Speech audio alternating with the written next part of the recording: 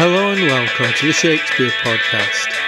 This episode is a Shakespeare Podcast special on how to pass an exam on Mr. William Shakespeare. So this episode is designed to give you the tools and the knowledge to pass an exam on Mr. William Shakespeare's plays. In doing so, I'm going to make two assumptions.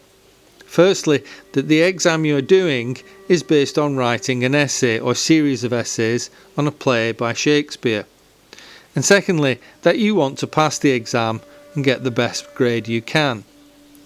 If your Shakespeare exam is multiple choice and you don't care if you pass or not, then this episode is not for you. So first of all, we're going to look at the exam process, how it works and what it rewards. And then secondly, we're going to look at what an essay is and how it relates to writing about a Shakespeare play. When I was a student, I used to wonder who the examiners really were. Did they come from an alien planet? Were they super knowledgeable professors from some super knowledgeable university? Well, apart from being the Shakespeare guy, I'm also the exam guy, because I worked for an examination authority, and it was my job to make sure that all the different committees at the examination authority were all doing what they should have been doing. So the examination authority is a semi-state body, which means it's a private company that has a contract with the Department of Education. This is important because it means the person marking your essay isn't being paid very much, doesn't have much time, and perhaps even less patience. The people who mark your exams, the markers, are just other secondary school teachers. Now, as the examination authority, you want teachers with as much experience in the teaching profession as possible.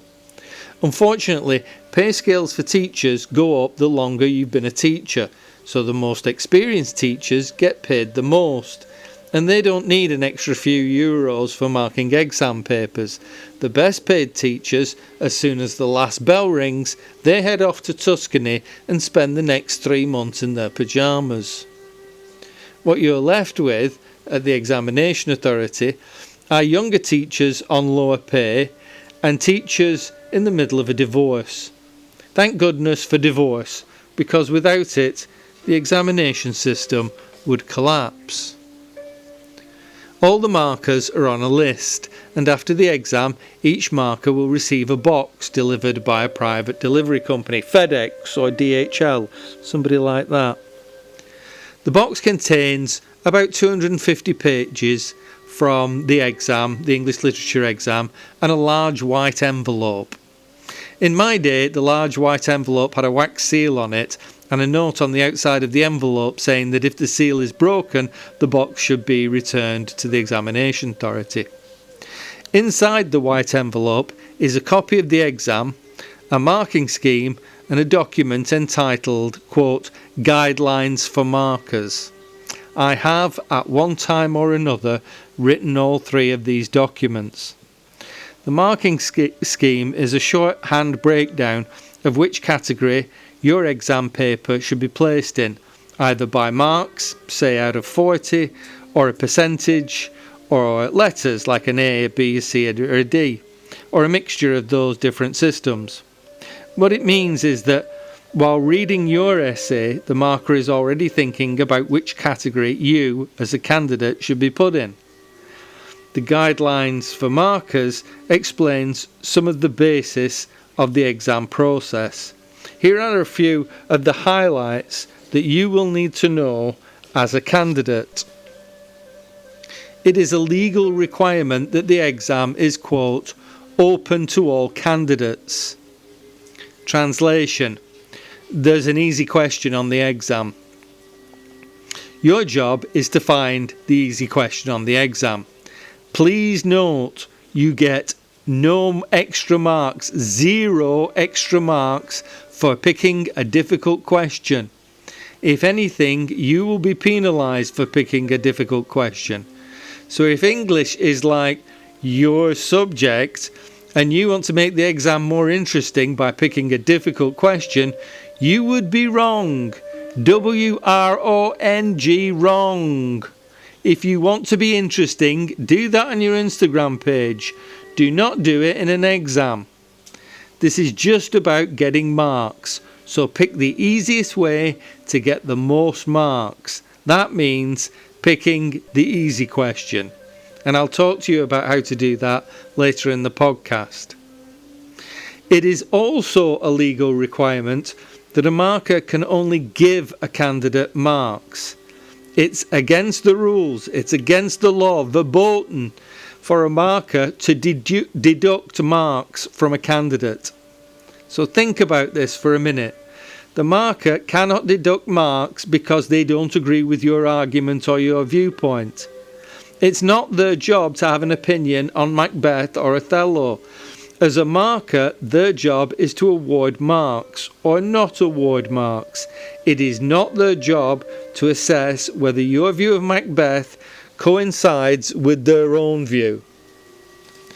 Also, since markers cannot deduct marks, if you have a quote you're not sure of, it's better to give it a go and be wrong than it is to write nothing. So, this is not me giving you permission to misquote Shakespeare. I'm the Shakespeare guy and I believe that words matter. But as a betting man, in the white heat of the exam room, it's better to have a go than not to have a go. So if you get the quote wrong, you can't be deducted marks. That's against the rules. So if the marker can only give marks, what do the guidelines for markers tell us that markers should give marks for? Well, the first item is so obvious it needs some explanation. The first item is you must answer the question. Studies have shown that 99% of candidates fail an exam for one reason and one reason only. That is, they don't answer the question. How is that possible, I hear you ask? I will give you the answer if you would but just listen. Example number 1. The question on the exam paper says, quote, Macbeth's tragedy is that he's married to Lady Macbeth. Discuss.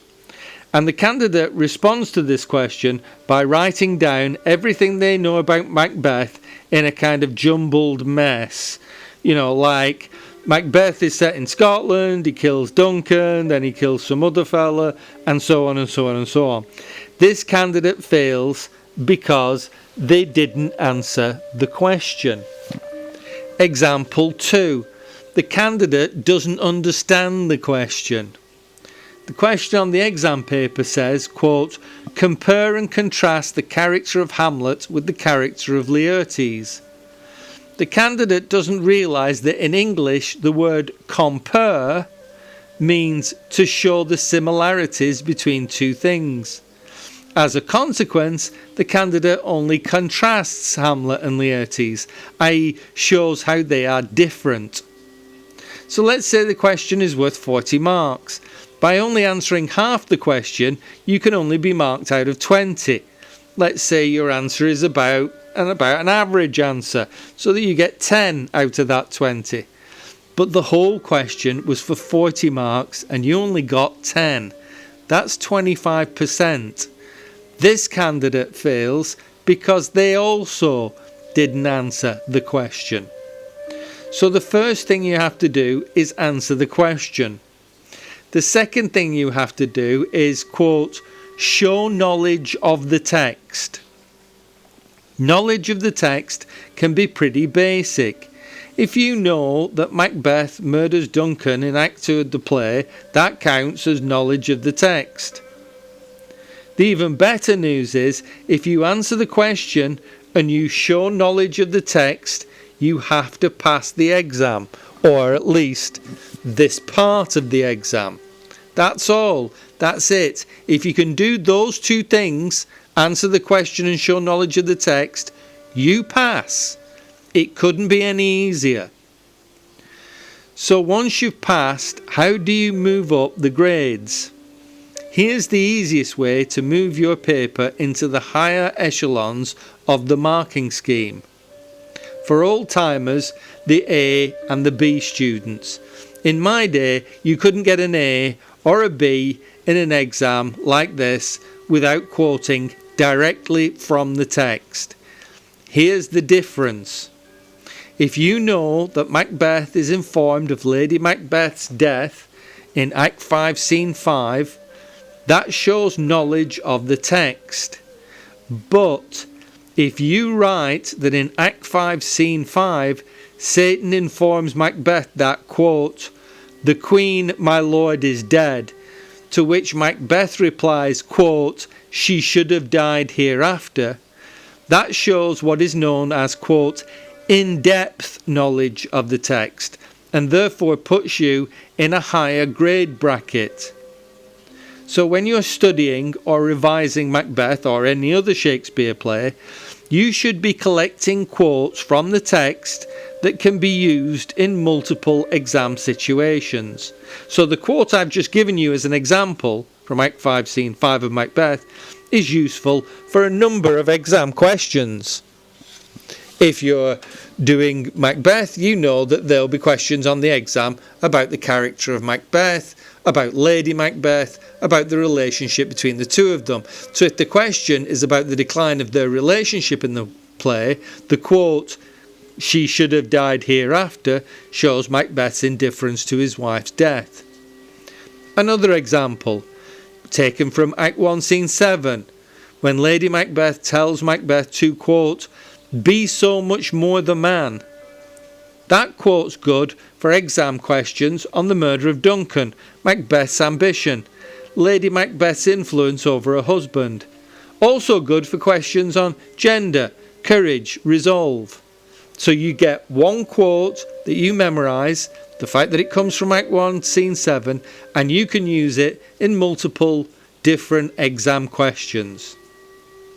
You need to gather together a dozen or so of the most useful quotes from the play onto one sheet of paper and memorise them before the exam. That way, when you effortlessly quote directly from the text, you advertise yourself as a top candidate. That's enough for this section.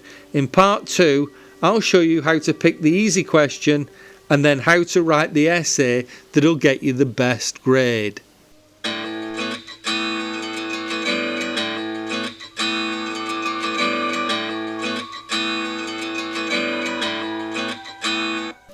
Welcome back to How to Pass an Exam. This is part 2. So first of all, let's look at the questions on the exam.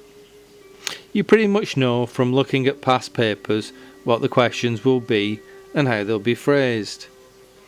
I want you to assess each of the questions on the exam paper by what type of question they've given you. Let's eliminate any questions that require extra knowledge, such as, quote, "Macbeth is not a real tragedy, discuss." Now, this question shouldn't be on the exam at all, but you and I know that sometimes inappropriate questions end up on the exam and not just in English.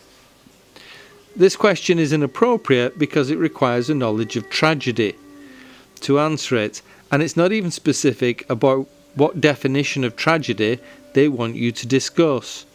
Aristotle's maybe from the Poetics, or A.C. Bradley's from Shakespearean tragedy. They don't know what they're talking about. In the white heat of the exam room, avoid all of these types of questions.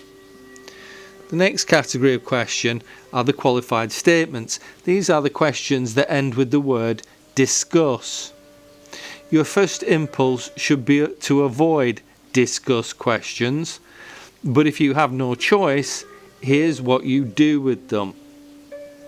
You take the statement, I'll use the example from part 1, Macbeth's tragedy is that he's married to Lady Macbeth, discuss, and you take both sides. This is a popular Macbeth question, which is basically asking you how much Lady Macbeth is to blame for Macbeth's downfall. Your answer is that the statement is both true and false. In some ways it's true, and in some ways it's false. Lady Macbeth is central to convincing Macbeth to murder Duncan, and the quote, "be so much more the man," is going to come in handy here. But she has nothing to do with Banquo's murder, or the murder of Lady Macduff and her kids. And she doesn't encourage Macbeth to go seek out the witches a second time in Act 4, as his paranoia and his insecurity grows. So the answer to this question, or any discuss question, is that the statement is partially true and partially false. This means that your answer is quote unquote balanced, which is a good thing. Of course, given the option, you would steer clear of discuss questions and look for the questions that start with a what, a why, or a how, because direct questions are easier to deal with and easier to rack up the points. Compare and contrast questions are easy as long as you remember that compare means to show the similarities and contrast means to show the differences. So a compare and contrast question means to show the similarities and also the differences. So in the example I gave in part 1, compare and contrast the character of Hamlet and the character of Laertes, the similarities are that both Hamlet and Laertes are university students whose fathers are murdered and they both have a relationship with Ophelia. But Hamlet and Laertes differ in the way they respond to their father's death. Claudius is able to manipulate Laertes in a way that he can't manipulate Hamlet, and in the end Laertes resorts to underhand tactics to get his revenge, something that Hamlet refuses to do. Each point needs a reference to the text, ideally a direct quote, and you're on your way to a top mark. So you've read through the exam questions and you've put each of them in their proper category. We're in the white heat of the exam room and you're in control of the situation. Now all you need to do is write the essay. Let's begin at the beginning. An essay is a specific literary genre with specific characteristics. If your text does not have the characteristics of an essay, it's not an essay. In the same way that if your sonnet doesn't have 14 lines, it's not a sonnet. And if it doesn't waddle and it doesn't quack, it's not a duck. Okay? So an essay has 3 distinct parts: an introduction, the body of the text, and a conclusion. The introduction's function is to tell the reader how you understand the question and how you intend to answer it. It can be brief, it can be simple, but that is what the introduction must do. To use a previous example from Macbeth, quote, "Lady Macbeth has a great deal of influence over Macbeth in the earlier part of the play and certainly affects his decision to murder King Duncan. However, Lady Macbeth's influence over her husband wanes as the play progresses, and she has little or no influence over some of his later decisions." It's that simple. You don't get extra marks for dressing it up or padding it out. A good introduction does what it does with pertinence and brevity. In and out, get the marks and move on. Next comes the body of the text, which will consist of 5 or 6 paragraphs. Each paragraph covers a point in your argument, provides a quotation directly from the text, and you move on to the next point and the next paragraph. So, using our example, point 1, Lady Macbeth influences Macbeth's decision to kill Duncan. Be so much more the man. Point 2, Lady Macbeth tries to cover up her husband's paranoia in the banquet scene. Point 3, she has no influence over Macbeth's murdering of Lady Macduff or the political situation at that time. Point 4, Macbeth seeks the advice of the witches, not the advice of his wife, like he did in Act 1. Point 5, when Lady Macbeth kills herself, Macbeth is totally indifferent. Quote, "She should have died hereafter," which is a stark contrast to the power couple we saw earlier in the play. So finally, we write the conclusion, which will take all the threads of the argument and tie them all together. If you can, we would like the conclusion to reflect or echo the introduction. This will give the essay a, quote, well-rounded feel. One way to achieve this is to reread the introduction before you write the conclusion, so that the conclusion will flow more naturally from the final point of the body of the text to the end of the essay. For example, quote, Macbeth's indifference to the death of his wife in the final act is a fitting outcome of the decline of her influence over him. Certainly, it's very different from the great deal of influence Lady Macbeth had in the earlier part of the play. And boom, you're out, you're done. And we got to use two of the quotations from Macbeth from part 1 of this episode. We've shown we can organise our information in the essay genre. We have displayed an in-depth knowledge of the text by quoting directly from the play. And we've answered the question. The essay is a success. The only question now is whether the examiner will be. And it's that simple. I hope this episode of the Shakespeare Podcast has been helpful to you. And good luck with the exam. May all your questions be easy ones.